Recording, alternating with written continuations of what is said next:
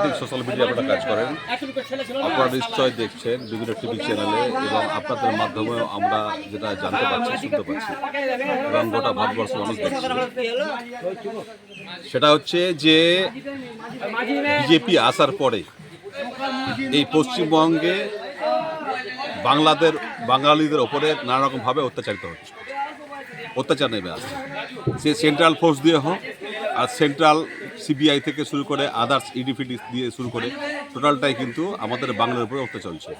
এবং সেটাও তারপরেও দেখছি আমরা আমাদের বাংলাভাষী মানুষ যারা আছে, হিন্দু মুসলিম যারা বাংলাভাষী যারা আছেন, তারা বাইরে যারা বিভিন্ন পেটের দায়ে পরিযায়ী শ্রমিক যারা রোজগার করতে যাচ্ছেন, তাদেরও ওপর বিজেপির এবং আরএসএসের একটা অত্যাচার নেমে আসছে।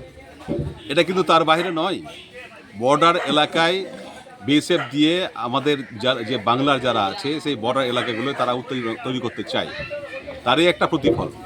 এই এলাকার মানুষ হচ্ছে শান্তপ্রিয়, এরা খেটে খাওয়া মানুষ, এরা জমি চাষ করে। দেখছেন সামনে পাশেই এটা বর্ডার, এখান থেকে বর্ডার হচ্ছে 2 কিলোমিটার, আমরা সেই 2 কিলোমিটার মধ্যে বসে আছি।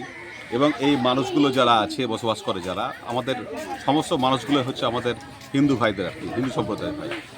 তারা হচ্ছে কেউ মণ্ডল আছেন, কেউ আছেন হালদার, তারা কিন্তু এই এলাকায় কিন্তু তারা চাষবাস করে খান এবং মাছ ধরেন, এটা হচ্ছে তাদের জীবিকা।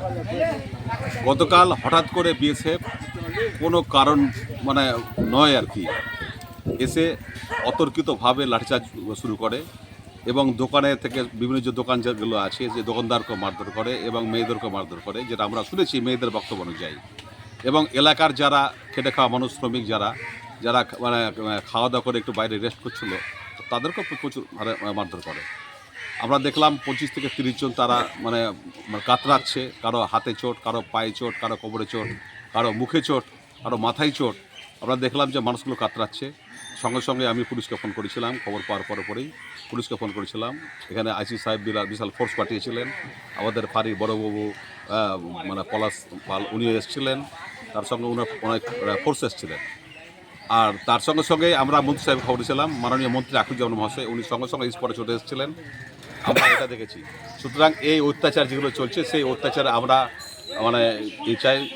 শুরু হওয়া চাই যে এই বর্ডার সিকিউরিটি ফোর্স আছে আমাদের ভারতবর্ষের মানুষকে, নাগরিককে সুরক্ষা দেওয়ার জন্য।